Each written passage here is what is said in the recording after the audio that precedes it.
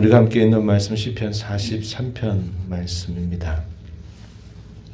우리가 불렀던 445장 태산을 넘어 험곡의 가도라는 그 가사의 내용하고 우리가 읽은 이 43편의 내용이 잘 이렇게 조화를 이루고 있다, 이렇게 볼 수 있습니다. 나중에 여러분들이 이 시편을 다시 한번 듣고 한번 그 곡을 다시 한번 읽어보시기 바라요. 그래서 오늘 이 말씀의 내용이 이 찬송에 잘 표현되고 있구나 하는 것을 다시 확인할 수 있을 것입니다. 이 43편의 내용은 어제 우리가 읽었던 42편의 내용과 아마도 하나의 내용이었을 것이다, 성경학자들은 추정합니다. 왜 그럴까요? 어제 읽었던 42편의 내용에 후렴구 같이 반복되는 표현이 있었죠. 42편 5절 말씀의 내용은 내가 어찌하여 낙심하며 어찌하여 내 속에서 불안해하는가.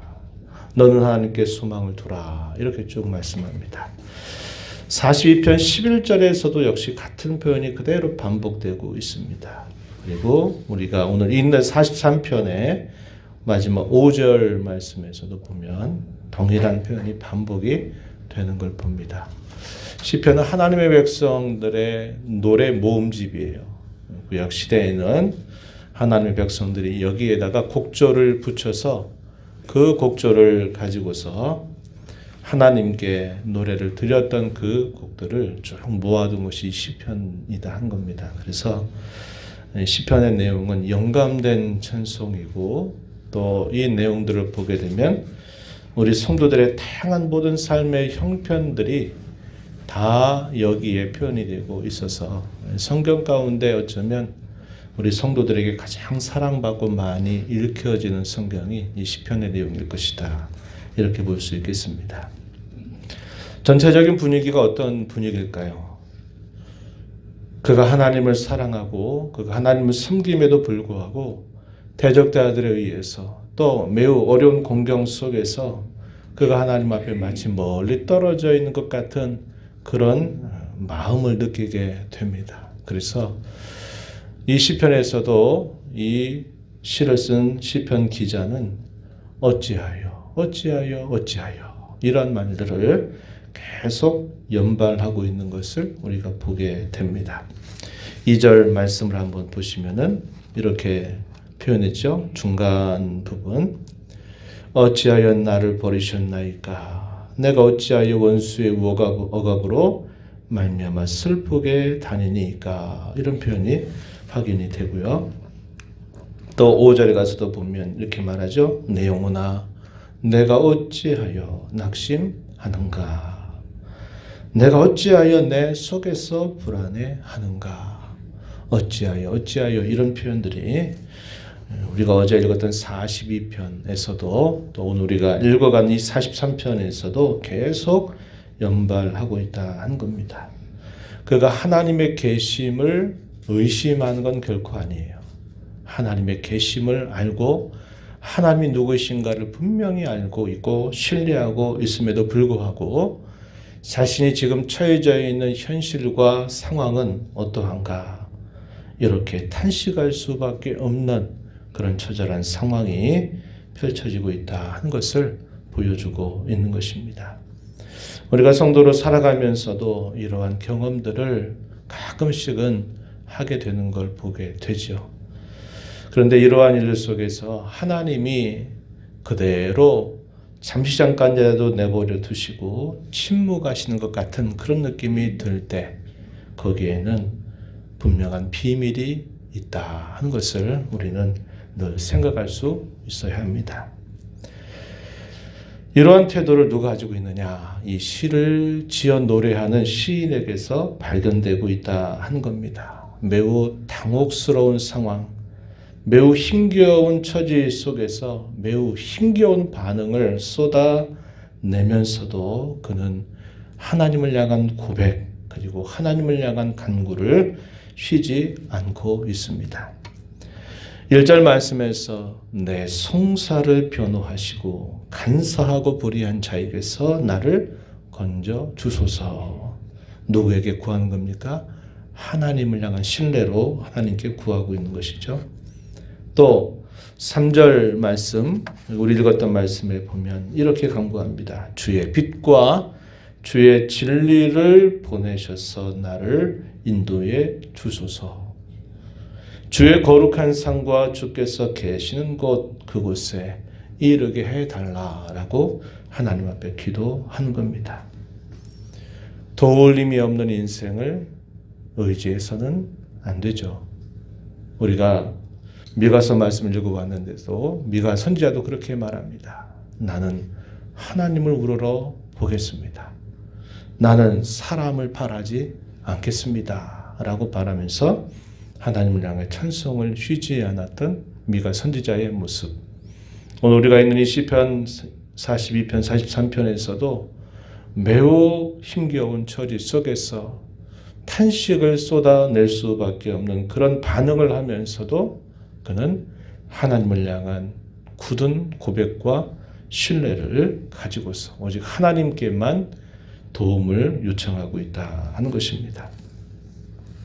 시편 119편 105절 우리 너무 잘 아는 말씀이죠. 주의 말씀은 내 길에 빛이 되고 주의 말씀은 내 발에 등이 됩니다. 라는 고백처럼 오늘 여기에서도 그가 처해지는 공경과 어려움 속에 그의 신앙의 눈과 시야가 어두워져서 어디로 가야 될지 모르는 그런 상황에 있다 하더라도 주께서 주의 빛과 주의 진리를 내게 보내주셔서 나를 생명의 길로 의의 길로 인도해 달라 이렇게 기도를 올립니다. 성전 봉사를 평생의 수건으로 삼고 살았던 이 고라 자손이 상황 속에 멀리 떨어져 있는 이 성전에 이제는 하나님의 도우심으로 말미암아 그 성전에 이르게 해달라라고 간구를 올리고 있는 것입니다. 상황이 바뀐 것이 결코 아니에요. 42편에 있는 말씀도 마찬가지입니다. 지나고 나서 돌아보니까 감사했다 이런 게 아니라 과정 중에 있는 거예요. 그 끝이 언제 이르게 될지, 그 끝이 어떻게 진행이 될지는 아직 몰라요. 그러나 과정 중에서 그의 결단과 고백이 아주 빛나게 고백되고 있는 내용이 이 42편도 그러하고 오늘 우리가 있는 시편도 그러합니다. 어떤 생각을 가지고 있느냐?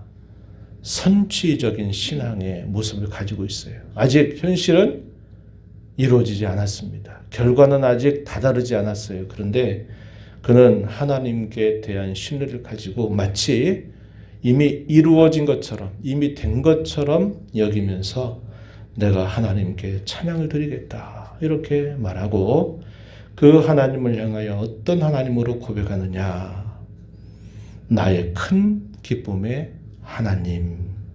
옛날 성경에는 극락의 하나님, 이 말이 이제 불교 쪽에 사용하는 말이기 때문에 조금 오해가 될 수 있겠다. 그래가지고 표현을 바꾼 것 같아요. 극락, 아주 지극한 즐거움, 기쁨, 큰 기쁨, 이것을 한자말로 표현한 것을 개역개정 성경에서는 뭐라고 표현했느냐? 큰 기쁨의 하나님이다. 이렇게 고백을 해주고 있습니다. 4절 말씀 보십시오. 그런즉 내가 하나님의 제단에 나아가 나의 큰 기쁨의 하나님께 이르리이다. 하나님이여 나의 하나님이여 내가 수금으로 주를 찬양하리이다. 하나님을 향한 고백을 그냥 기쁨의 하나님 정도가 아니라 가장 큰 기쁨의 하나님이라 이렇게 고백하는 이 시인의 상태는 지금 어떤 상태입니까? 공경 가운데 탕혹스러운 상황 속에 있는 처지입니다. 그런데 하나님을 향하여 원망하고 불평하고 하나님 어떻게 이렇게 하실 수 있습니까?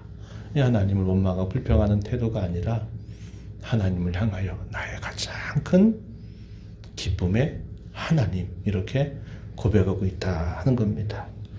그가 그렇게 고백하면서 그가 그 성전에 이르게 될 것을 신뢰하면서 그가 거기서 무엇을 한다고 말합니까? 내가 여호와 하나님을 찬양하겠다. 그의 이름을 높이겠다.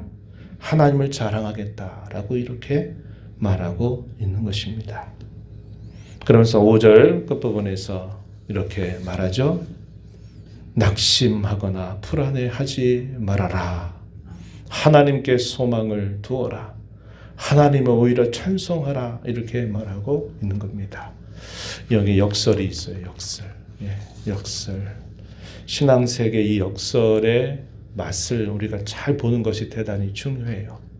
누가 봐도 다 슬픈 것 같은데 기뻐하고, 누가 봐도 다 가난하고 헐벗고 힘겨운 것 같은데 그 사람은 부유하고 또 거기서 즐거워하고, 쓰러져서 도무지 일어날 수 없을 것 같이 보이는데 또다시 넘어져도 또다시 일어나고, 이게 신앙인들이 갖는 놀라운 역설적인 진리다 하는 것을 우리는 확인할 수 있습니다. 어찌하여라고 반문할 수밖에 없는 그런 형편과 처지 속에 있으면서도 자신의 하나님께 대한 고백이 결코 흔들리지 않고 오히려 최고의 칭호로 그 하나님을 향하여 고백을 하면서 다른 어떤 것을 바라보고 의지함이 아니라 오직 하나님께만 의지하고 하나님께 기도하고 또 그 기도를 드리는 자답게 마치 그 일이 이루어진 것처럼 하나님을 찬송하는 그런 삶. 오늘 저와 여러분에게 참으로 요구하시는 하나님의 뜻입니다. 우리 하나님이 이러한 신앙의 자세를 가지고 하나님을 섬기는 사람을 기뻐하지 않을 수가 없는 것입니다. 아까 제가 그런 말씀 드렸어요. 하나님 침묵의 비밀이 있을 것이다 그랬습니다. 하나님께서 사랑하는 그의 자녀들을 어려운 가운데 두시는 그 이유가 그를 미워하거나 그를 싫어해서 더 이상 필요 없다 여겨서 그렇게 하시는 일은 결코 없어요.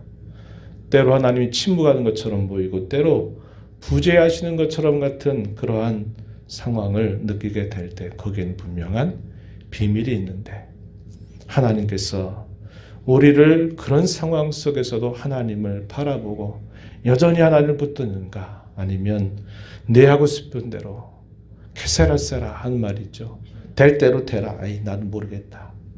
그렇게 살아가는가를 하나님이 점검해 보시는 계기가 될 것이고, 그런 상황 속에서도 흔들림 없이 주님을 향한 고백을 가지고 늘 한결같은 마음으로 나아가는 그의 자녀들에게 풍성한 은혜를 예비하시고 인도하실 것이다 하는 것을 우리는 알게 됩니다. 오늘 저와 여러분이 처해져 있는 이런 상황들 속에서 우리는 이 시편의 말씀을 우리 마음에 깊이 새기면서 또 이 한 해를 전진해 가기를 바라고, 여러분의 가정이나 개인에 또 이러한 당혹스러운 일들이 있을 때마다 이 시편을 꼭 기억하십시오. 그리고 노래하세요. 또 읊조리세요. 이 시편을 붙들고 하나님 앞에 의지하면서 하나님께 영광을 돌리고 하나님이 예비하신 큰 은혜를 함께 맛보고 경험하는 저와 여러분의 삶이 되기를 진심으로 바랍니다. 하나님 아버지 감사합니다. 이 새벽 시간에도 저희들을 깨워주셔서 오늘도 생명과 호흡을 주신 아버지 앞에 나오게 하시고 하나님을 향하여 찬양을 드리며 오늘도 저희에게 주시는 말씀을 또 들어서 저희가 어떠한 자로 하나님 앞에 살아가야 될지를 교훈받게 하신 것 감사드립니다. 하나님 아버지, 당혹스러운 상황, 당혹스러운 반응을 쏟아낼 수밖에 없는 상황 속에서도 선취적인 신앙, 하나님을 향한 굳은 신앙의 고백, 하나님을 향한 원망과 불평 대신에 나의 가장 큰 기쁨의 하나님이라 고백하면서 그 일이 이루어질 것을 신뢰하면서 내가 하나님을 더 붙들고 의지하고 나가겠다 다짐하는 결의를 잘 보여줍니다. 이 새로운 한 해를 시작하면서 우리 자신과 우리의 가정과 우리가 함께 이루는 이 교회가 이러한 마음의 말씀의 교훈을 가슴에 새기고 저희가 한마음 한뜻이 되어서 이 모든 어려움들을 믿음으로 잘 이겨나가는 저희가 되게 하시고 하나님 예비하신 큰 은총을 맛보고 경험하는 저희들 모두가 되게 하여 주옵소서. 은혜의 보호자 앞에 나와 아버지 은혜를 구하는 모든 심령들의 간구를 귀 기울여 주시고 응답하시기를 바라옵고 예수님 이름으로 기도하옵나이다. 아멘.